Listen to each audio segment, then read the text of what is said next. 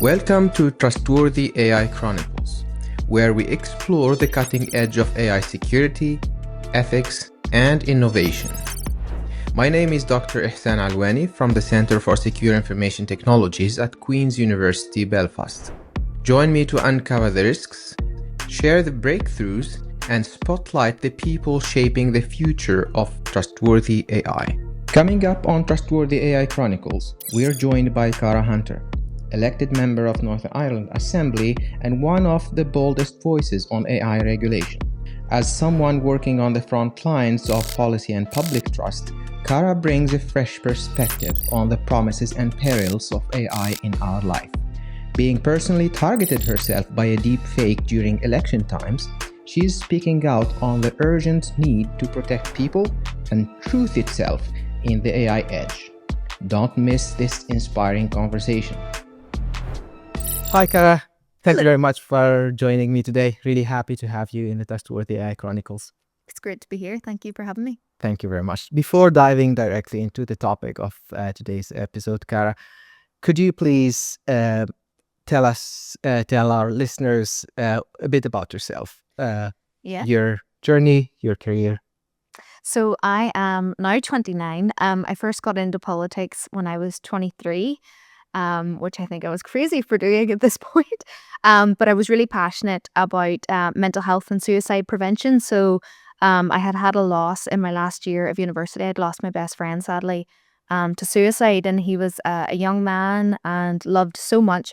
And it really struck me that there's just a real lack of mental health support in Northern Ireland. So that really drove me to get politically involved. And so I was elected, first of all, in 2019 in the council elections.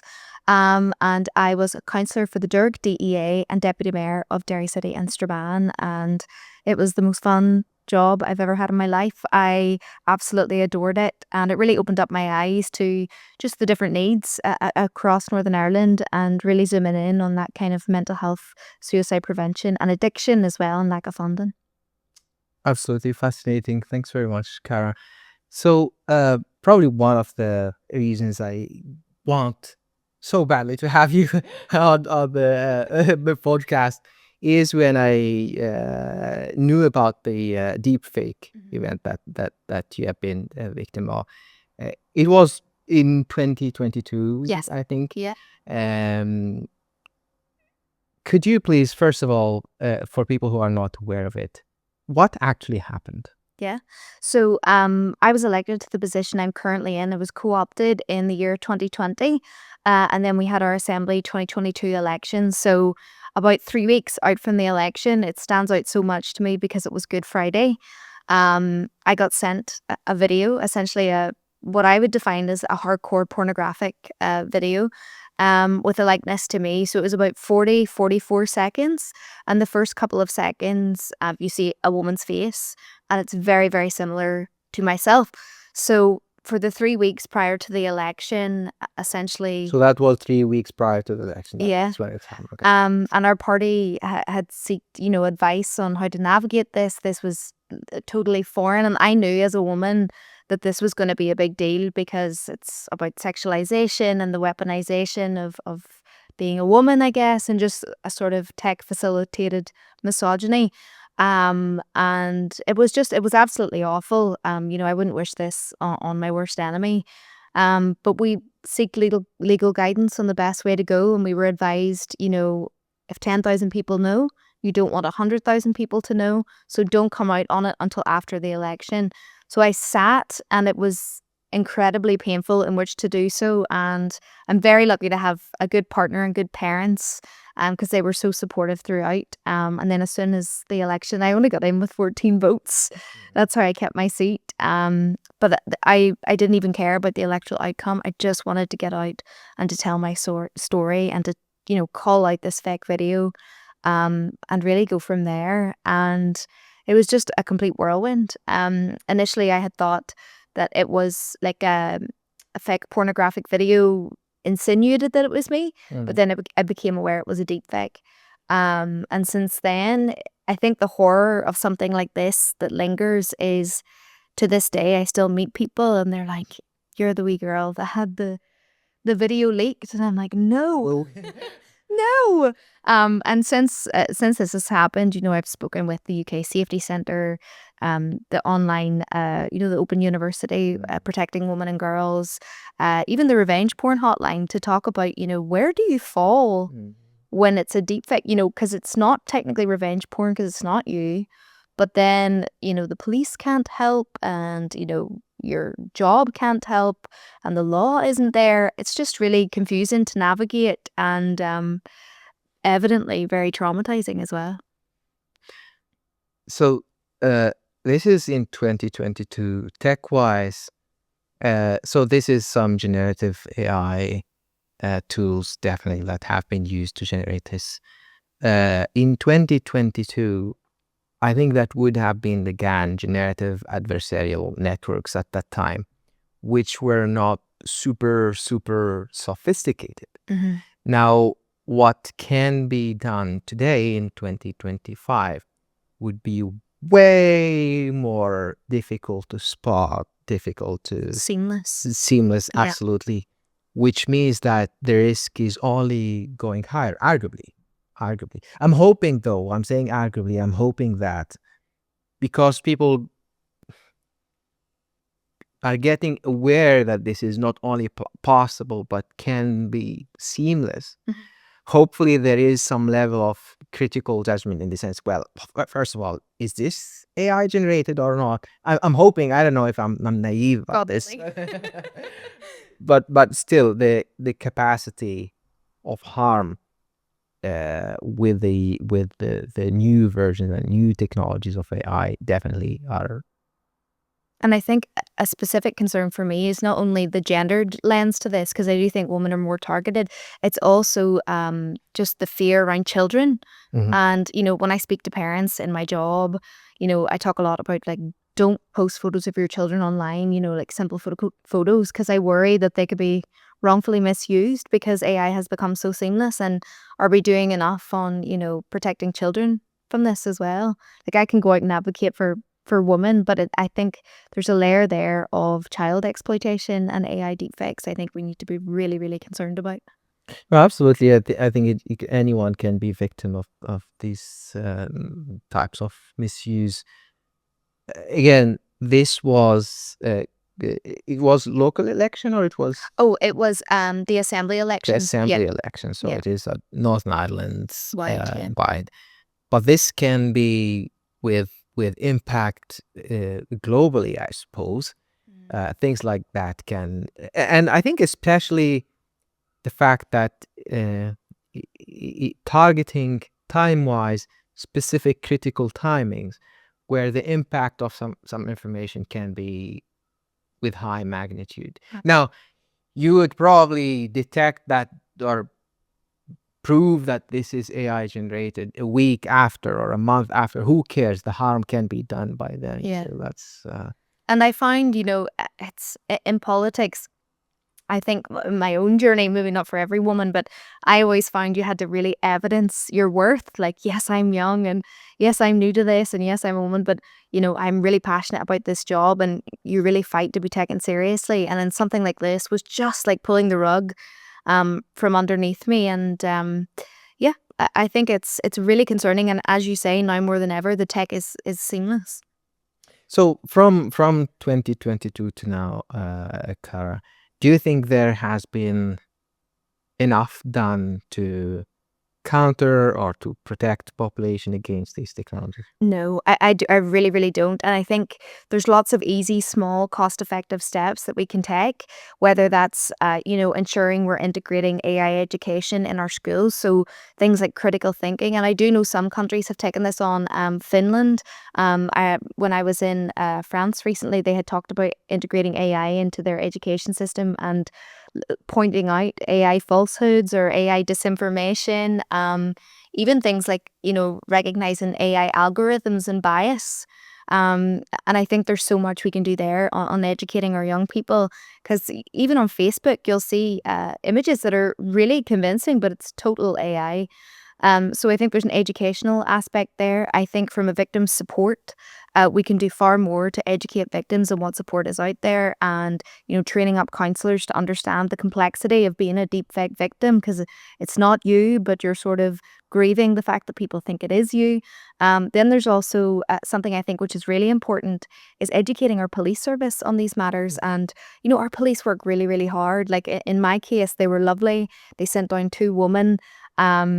And I was really appreciative of how they listened to the fake video and the issue at the time. But they don't get the correct investment when it comes to digital crimes. And the world we live ever more online. This thing is like attached to my hip. And a lot of crime now, whether it's scamming or whatever, it is through online. And we have deepfake replication of voice scams as well. And this, I always used to say, this is an emerging threat. This threat is here now. It's live.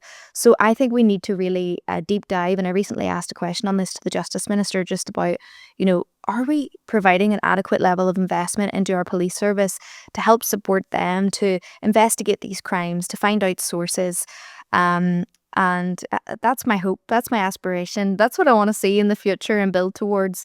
And I think, things like the Electoral Commission, when you first become a political candidate, it's a very scary, vulnerable time, I would argue. And I just want to make sure that not just women, I think just any candidate going into this is aware of the hits or the political sort of maneuvering and things like this, which are really, really nasty, and what can happen, and to make sure that the support mechanisms or the counselling is there. That's what I would like to see. Absolutely. So there is, I think, during I've been looking into what you said before, and you think regarding the police, law enforcement said that they couldn't trace it. They could not. I don't know.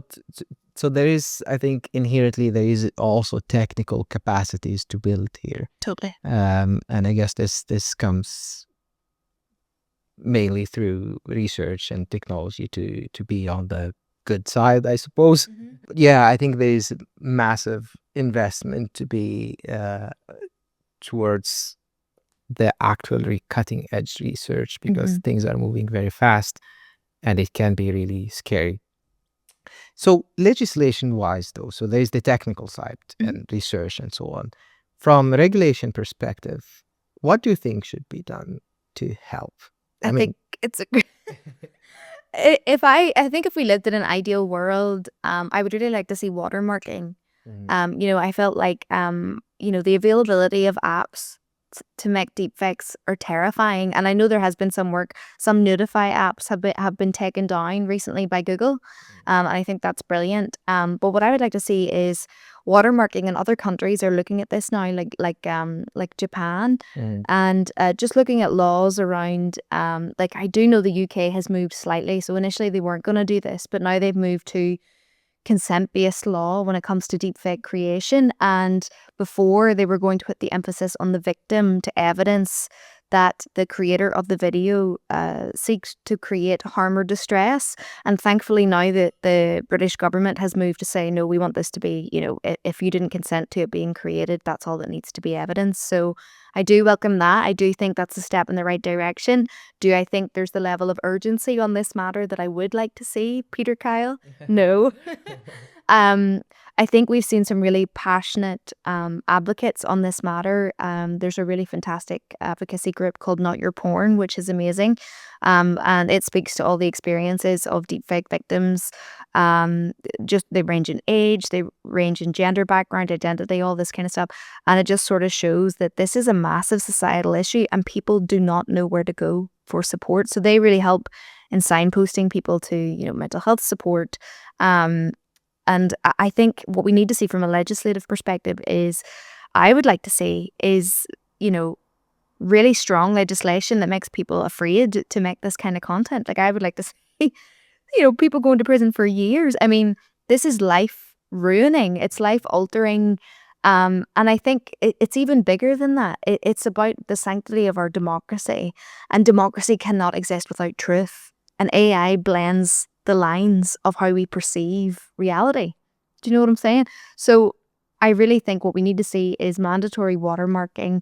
What we are seeing is, a move for more transparency around AI and AI algorithms, how AI is fed, more rights for things like creatives. And I think that's in the right direction. I think AI can be something positive. I think it can be a really important part of educating our young people and a new generation. But I think in order to create that kind of environment where we can go hand in hand with AI and prosper, we need to ensure that we're not going to let AI function like the internet, the Wild West, that wasn't regulated effectively. Only in 2022-23 did we see the online harms bill. And I think that we need to be more proactive with AI, and we need to be more fluid when regulating it, because AI by nature is ever evolving. No, absolutely. Regarding the fluidity of I think the issue or the challenge with regulations is that the regulation time is generally slow for a reason. I mean, for things they need kind of to settle on a good understanding of something, and that was more or less working when technology is also evolving at a specific pace. Now the problem is that the technology is evolving in a very, very high speed pace. I think the challenge would be, I'm asking you, what do you think about this? If we regulate today on something, in a few months something new happens, and I guess the legislator would need to again to go back to the whole loop of discussing and etc to Totally. producing new regulations and new texts. And I think in Northern Ireland, because so much of AI regulation is reserved and, we're devolved here, I think there's a sense of helplessness and powerlessness on this issue as well. Like, I was actually chatting with my, colleagues at work, and I had said even things like online harms, it's all Westminster based. So when it comes to online harms, tech facilitated gender-based violence, rise of online misogyny, all of that is done through Westminster. So for us here in Stormont, which is just a few miles away, you can feel, even as someone who's elected, a sense of powerlessness. Now, we had a successful motion in the Assembly, I think it was January, just recognize, we had put in the language was around recognizing deepfake as, something that is unbelievably negative and can be so harmful to victims, and that more needs to be done, essentially. So there's a number of ways to do that. You have Peter Kyle, who's science, innovation and tech, but it's also, again, looking at the justice element and ensuring that there's harsh sentences there.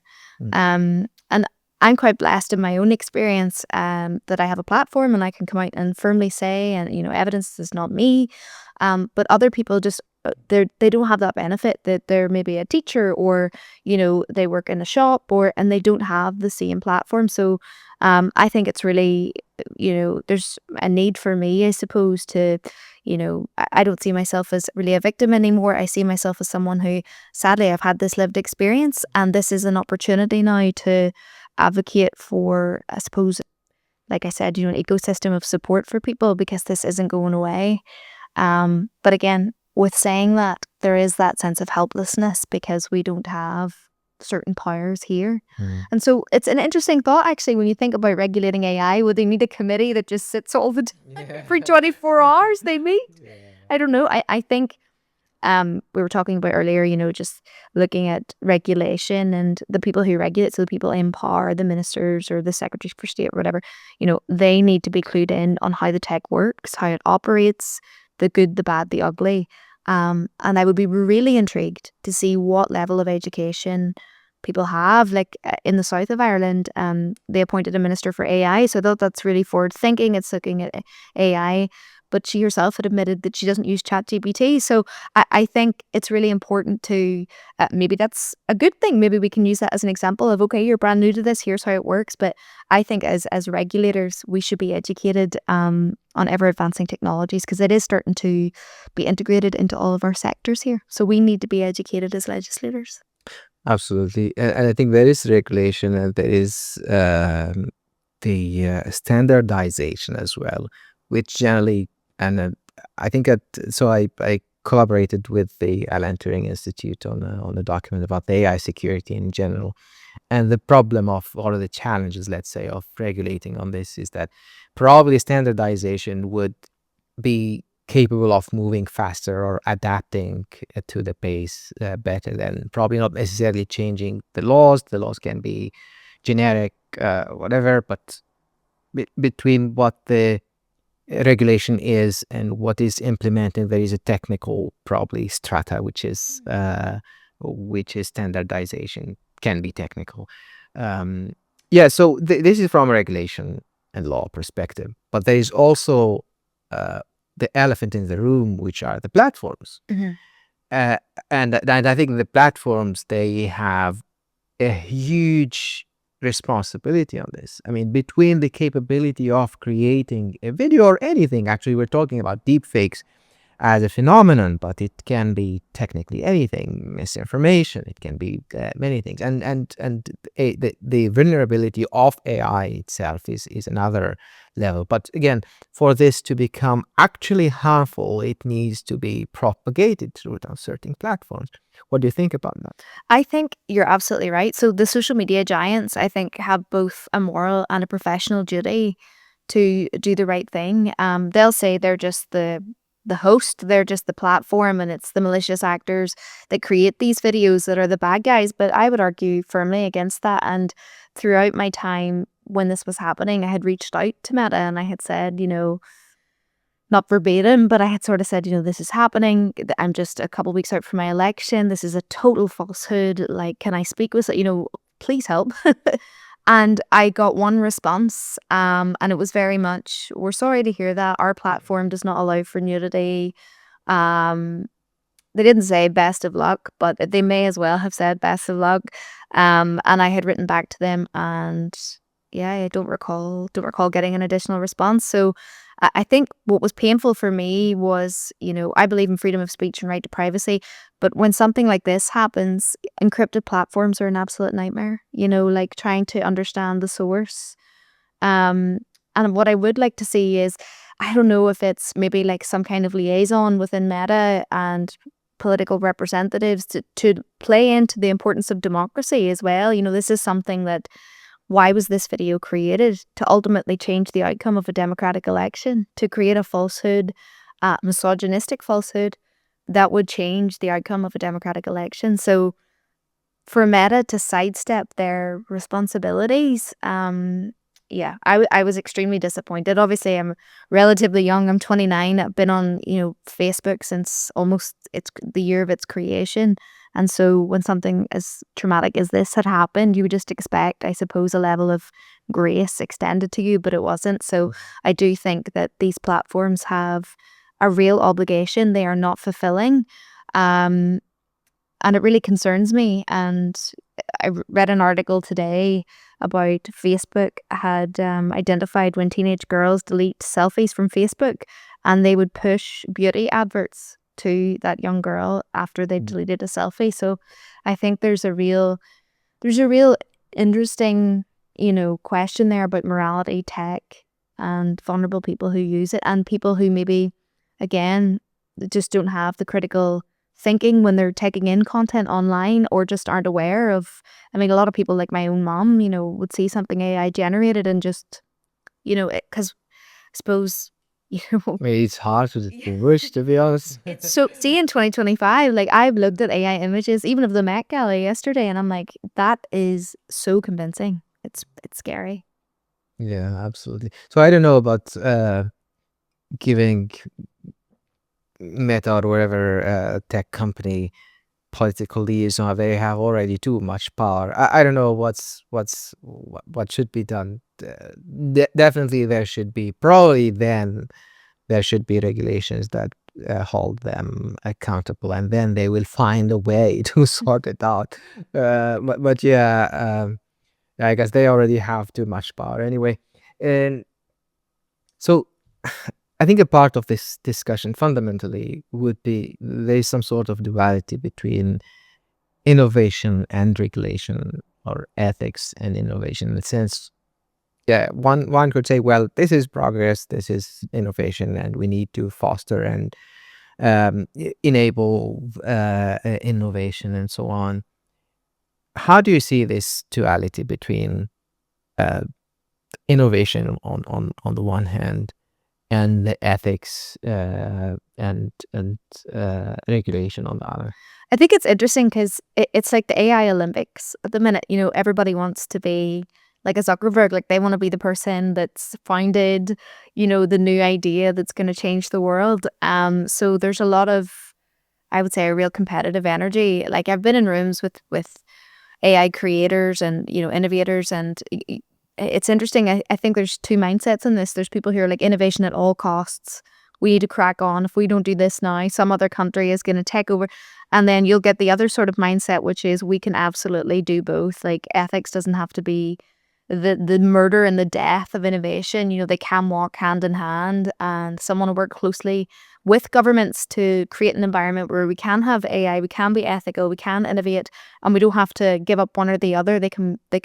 There is that duality. They can be together. But I think it's complex because it's ever evolving. But what I would like to see is this British government take AI ethics seriously. And like I said, I do think there is a lack of urgency, and that concerns me.